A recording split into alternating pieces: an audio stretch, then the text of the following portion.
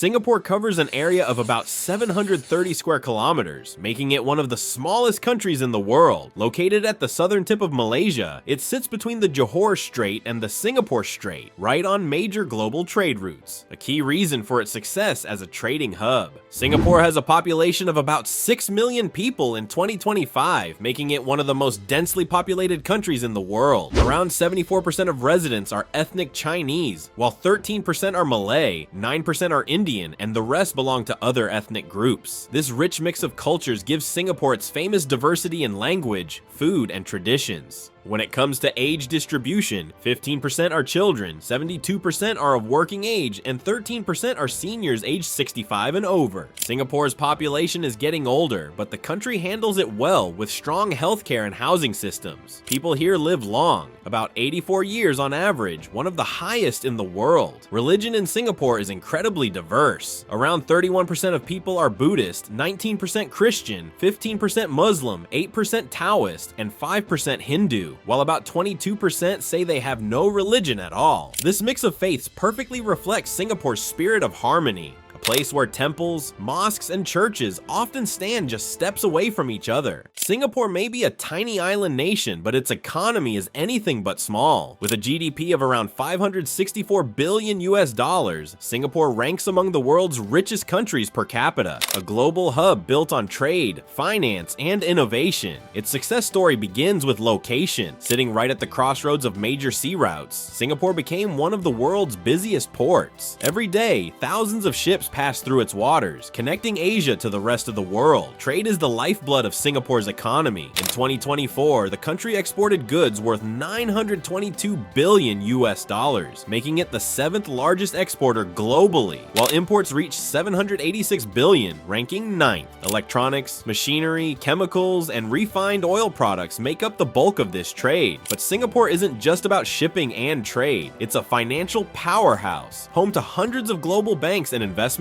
firms. It's also one of Asia's leading tech and startup centers, attracting entrepreneurs and innovators from every corner of the world. What's truly impressive is that all of this has been achieved without natural resources. No oil, no farmland, just human talent, smart planning, and zero tolerance for corruption. Singapore's economy proves that with the right vision, even a small nation can become one of the world's strongest. One of Singapore's biggest sources of income is tourism. With around 13 million international visitors in 2024, it ranks among Southeast Asia's top tourist destinations. At Marina Bay Sands, tourists flock to the iconic infinity pool and sky park, enjoying panoramic views of the city and the bay. Gardens by the Bay, with its futuristic super trees and climate-controlled domes, attracts millions every year, offering a unique blend of nature and technology. Sentosa Island, Singapore's resort getaway, sees over 5 million visitors annually, drawn to its beaches, theme parks, and attractions like Universal Studios Singapore. Meanwhile, cultural neighborhoods like Chinatown, Little India, and Kampong Glam allow tourists to explore Singapore's rich multicultural heritage in just a few streets. Singapore may look like a futuristic paradise, clean streets, zero crime, and everything running perfectly on time. But behind this order lies one of the strictest legal systems in the world, and these laws don't just apply to locals, they apply to everyone, including tourists. For example, chewing gum here isn't just frowned upon, it's illegal. You can't sell it, import it, or even keep it in your pocket. Only medical or dental gum is allowed, and you can get it only with a doctor's prescription. The penalty? Up to 1,000 Singapore dollars for chewing it, and $100,000 if you try to bring it into the country for trade. And don't even think about littering. Throwing trash on the ground can lead to a $1,000 fine for a first offense. Plus, mandatory community service, wearing a bright yellow vest that reads corrective work order. Spitting has the same punishment. Jaywalking, crossing the street outside the crosswalk, might sound harmless, but it's also illegal. The first time, you might pay around $20, but do it again and it jumps to $1,000 or even jail time. Public transport is spotless for a reason. Eating or drinking on buses or trains can cost you $500. And if you bring the country's most infamous fruit, the durian, into a hotel or subway, that's another fine.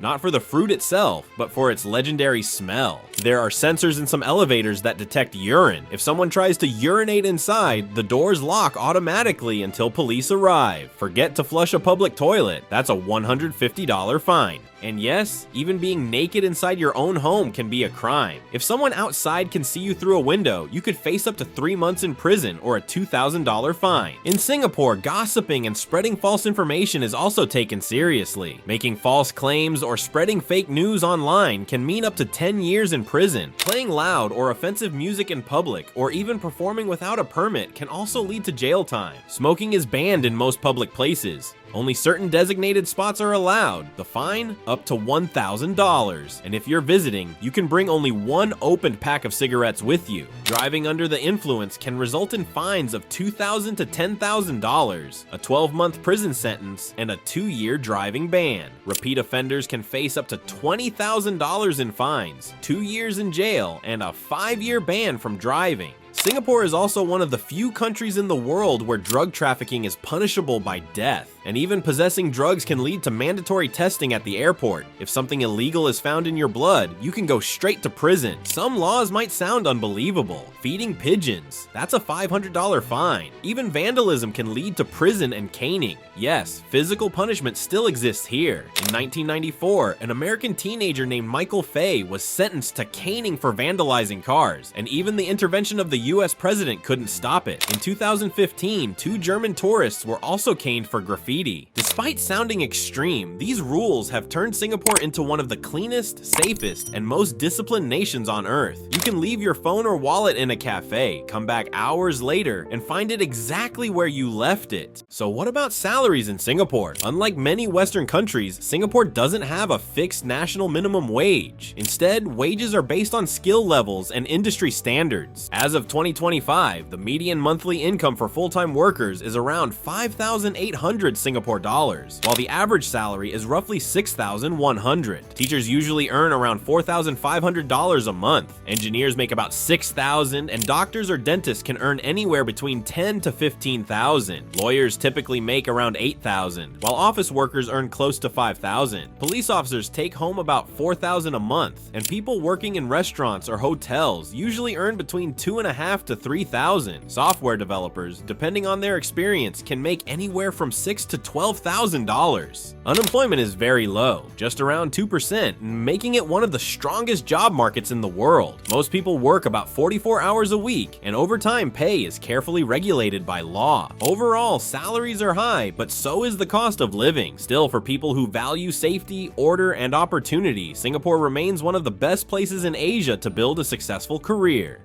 Buying a home in Singapore works very differently from most other countries. In fact, real estate here isn't really seen as a free investment tool. It's tightly controlled by the government to keep the system fair and sustainable. Here's how it works. More than 90% of Singaporeans are homeowners, and about 80% of them live in apartments built by the government under the Housing and Development Board (HDB) program. These aren't small or poor quality flats. They're modern, clean, and located in well-planned neighborhoods with parks, schools, and shopping centers nearby. However, when people buy an HDB flat, they don't actually own it forever. What they get is a 99-year lease from the government. Once the lease runs out, the property returns to the state. It can't be inherited permanently or kept as a family asset forever. This policy ensures that land stays in circulation and that future generations can also have affordable homes. Foreigners are not allowed to buy public housing, and owning private property is highly restricted. Singapore wants its land to remain primarily in the hands of its citizens. There are also some unique social rules. For example, if 2 Singaporeans each own a home and decide to get married, they are not allowed to keep both properties. One has to be sold, ensuring that housing doesn't become a tool for hoarding or speculation. The proceeds then flow back into the economy. Interestingly, Singaporean homes have 2 doors, one solid and one with metal bars. But it's not for security, it's for airflow. Because the weather is hot and humid year-round, people often keep the main door open and lock only the metal one to let the breeze in while keeping the home safe.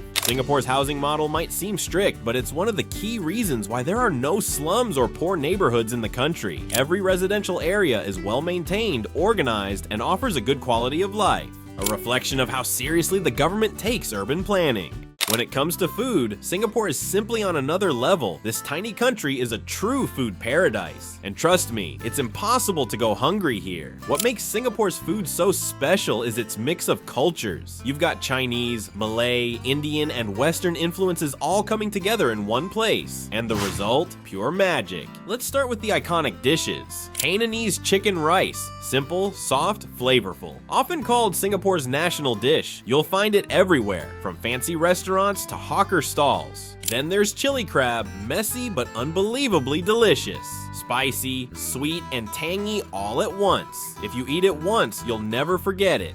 If you love noodles, you have to try laksa, a creamy coconut curry soup packed with noodles, seafood, and flavor. And of course, satay, grilled skewers of marinated meat served with rich peanut sauce, perfect for late-night street food cravings. Singapore's hawker centers are where the magic really happens. Imagine open-air food courts with dozens of stalls, each serving one specialty dish they've perfected over decades, and all for a few dollars. It's not just cheap, it's insanely good. In fact, some hawker stalls even have Michelin stars. Yes, you heard that right. World-class food for just a few bucks. Alright, that's it for our Singapore video. If you've watched this far, drop a comment and tell me which country you're watching from. If you enjoyed this video, don't forget to like, subscribe, and turn on the notification bell so you don't miss the next country we explore. Thanks for watching. See you in the next one.